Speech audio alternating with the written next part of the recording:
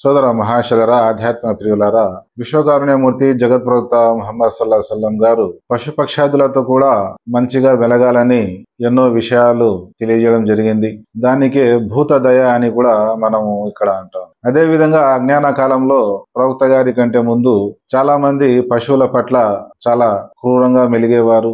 ఆ పశువుల యొక్క తోకలు కత్తిరించడము, ఆ తోక యొక్క వెంట్రుకలు కత్తిరించడము, బాణాన్ని గురి చూసి ఆ విద్యలో ప్రావీణ్యం సాధించే దాని కోసము పక్షువులను చంపడము, అదే విధంగా తలపైన నుదురు పైన వాతలు పెట్టడము, వీటన్నింటినీ కూడా ప్రవక్త గారు నిషేధించడం జరిగింది. అదే విధంగా ఆ కాలంలో సజీవంగా ఉన్న పశువు యొక్క తోలు కోసి దాంట్లో నుంచి కొంత కొవ్వును మాంసాన్ని తీసుకుని తిరిగి కుట్టి వేసేవారు. ఆ విధంగా అది సజీవంగా ఉన్నప్పుడే కోసిన కారణంగా పశువుకు చాలా బాధ కలిగేది. అదే విధంగా పందేలు పెట్టి ఆ పశువులను హింసించి పరుగు తీపించడము, పరుగు పందాలు పెట్టడము, అదే విధంగా పక్షులకు కోళ్లకు కత్తులు కట్టి పోటీలు పెట్టడము, వీటన్నింటినీ కూడా ప్రియ ప్రవక్త ముహమ్మద్ సల్లల్లాహు అలైహి వసల్లం గారు వారించడం జరిగింది. ఈ కాలంలో మన ప్రదేశాల్లో కూడా పరుగు పందెం పెట్టి పశువులను క్రూరంగా హింసించడము, అదే విధంగా అరేబియాలో ఒంటెల పరుగు పందాలు పెట్టి క్రూరంగా హింసించడం, కొట్టడము, అదే విధంగా మన వద్ద సంక్రాంతి వచ్చినప్పుడు కోడి పుంజులకు కత్తులు కట్టి పందేలు కాయడము, ఇటువంటి పందేలు ఆ కాలంలో కూడా జరిగినప్పుడు ప్రవక్త సల్లల్లాహు అలైహి వసల్లం గారు వీటన్నిటిని నిషేధించడం జరిగింది. ఒక సందర్భంలో ప్రియ ప్రవక్త ముహమ్మద్ సల్లల్లాహు అలైహి వసల్లం గారి యొక్క శిష్యుడు ఒక పక్షి యొక్క గుడ్డు తీసుకొని వచ్చినప్పుడు ఆ పక్షి బాధతో అతని తలపై రెక్కలు కొట్టుకుంటూ అతని వెంట రావడం జరుగుతుంది. అప్పుడు ప్రవక్త గారు చూసి ఆ అనుచరుణ్ణి వారించడం జరిగింది. ఆ గుడ్డు ఎక్కడి నుంచి తేవడం జరిగిందో ఆ గుడ్డు అక్కడే పెట్టేయాలని వారించడం జరిగింది. మరొక సందర్భంలో ప్రవక్త గారి యొక్క సహచరులు పక్షుల యొక్క పిల్లల్ని ఒక రుమాలులో చుట్టుకొని ప్రవక్త గారి వద్దకు తీసుకొని వచ్చినప్పుడు వారిని కూడా వారించి దండించి ఆ పక్షులను బాధ పెట్టడం పాపం అవుతుందని, ఆ పక్షులని ఎక్కడి నుంచి అయితే తెచ్చారో అదే గూటిలో అదే చెట్టు వద్ద అడవిలో విడిచిపెట్టి రావాలని తాకీదు చేయడం జరిగింది. మరి ఈ విషయాలు మనం చెప్పుకున్నప్పుడు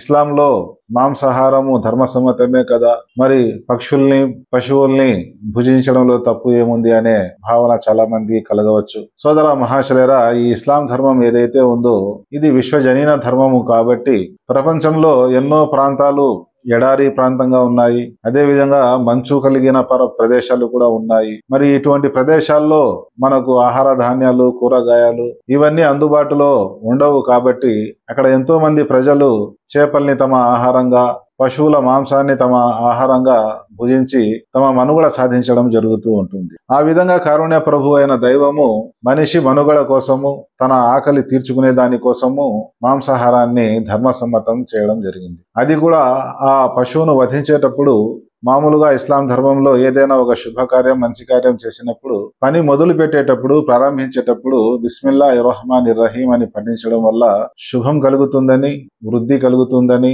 ఆ పని సులభతరం అవుతుందని, అదే విధంగా కారుణ్య ప్రభు యొక్క తోడ్పాటు, సహాయం కలుగుతుందని కూడా ప్రియ ప్రవక్త ముహమ్మద్ సల్లల్లాహు అలైహి వసల్లం గారు తెలియజేయడం జరిగింది. కానీ పశువును జిబహ చేసేటప్పుడు బిస్మిల్లాహి అల్లాహు అక్బర్ అని చెప్పడం జరుగుతుంది. అంటే దైవ నామముతో, గొప్పవాడైన దేవుని నామంతో అని దేవుని యొక్క స్తుతి స్తోత్రం చేయడం జరుగుతుంది. అక్కడ కారుణ్య ప్రస్తావన ఉండదు. అంటే ఈ విధంగా అవసరం మేరకు మాత్రమే పశువుల్ని జిబహ చేసి భుజించే దానికోసము అనుమతి ఇవ్వడం జరిగింది. అదే విధంగా పశువులు పెంచేటప్పుడు వాటి పట్ల జాలి, దయ, కరుణ కలిగి ఉండాలని, వాటితో పని చేపించిన తర్వాత కావలసినంత విశ్రాంతి, ఆహారం ఇవ్వాలని ప్రియ ప్రవక్త ముహమ్మద్ సల్లల్లాహు అలైహి వసల్లం గారు తెలియజేయడం జరిగింది. ఒక సందర్భంలో ఒక పొలం వద్దకు వెళ్ళినప్పుడు ఒక ఒంటె కట్టివేయబడి ఉంటుంది. అది చాలా బక్క చిక్కి నీరసంగా తయారవుతుంది. అప్పుడు ప్రవక్త గారు ఆ ఒంటె వద్దకు వెళ్ళినప్పుడు అది కన్నీరు కార్చి తన బాధను తెలియజేసుకుంటుంది.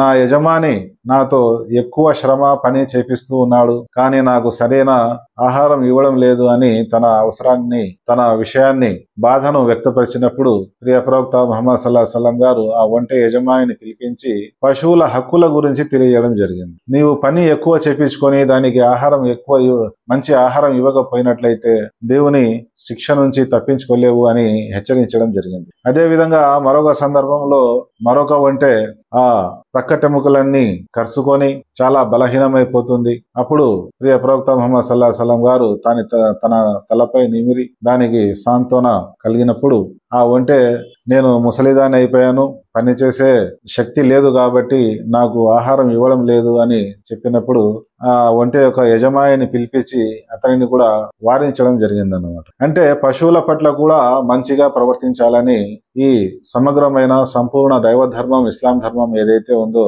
బోధిస్తూ ఉంది అన్నమాట. దీనికి సంబంధించి ఒక హదీసులో ప్రియ ప్రవక్త ముహమ్మద్ సల్లల్లాహు అలైహి వసల్లం గారు ఒక స్త్రీ పిల్లిని కట్టివేస్తుంది, కానీ సరైన సమయానికి దానికి ఆహారం ఇవ్వని కారణంగా కొన్ని రోజులు అదే విధంగా దాన్ని కట్టివేసిన కారణంగా ఆ పిల్లి చనిపోవడం జరుగుతుంది. అంటే ఆ విధంగా ఆ పిల్లి చనిపోయిన కారణంగా ఆ స్త్రీ శిక్షించబడుతుందని ప్రియ ప్రవక్త ముహమ్మద్ సల్లల్లాహు అలైహి వసల్లం గారు తెలియజేయడం జరిగింది. ఆ విధంగా దాని అవసరాలు మనం తీర్చలేనప్పుడు దాని స్వేచ్ఛనిచ్చి వదిలివేయాలని, అది తన ఆహారాన్ని తన ఉపాధిని అది పొందే ప్రయత్నం చేస్తుందని ప్రియ ప్రవక్త ముహమ్మద్ సల్లల్లాహు అలైహి వసల్లం గారు తెలియజేయడం. అదే విధంగా ఒక చెడు నడత గల స్త్రీ ఒక దప్పికతో ఉన్న ఒక కుక్క యొక్క దప్పిక తీర్చిన కారణంగా ఆ స్త్రీ పట్ల దేవుని అనుగ్రహం కలుగుతుందని, దేవుని యొక్క కరుణ కలుగుతుందని కూడా విశ్వకారుణ్యమూర్తి జగత్ ప్రవక్త ముహమ్మద్ సల్లల్లాహు అలైహి వసల్లం గారు తెలియజేయడం జరిగింది. మరి సోదర మహాశయర, ఈ రోజు కూడా సంక్రాంతి లాంటి సందర్భాల్లో, జాతరాల లాంటి ప్రదేశాల్లో ఈ కోడి పందాలు ఏవైతే ఉన్నాయో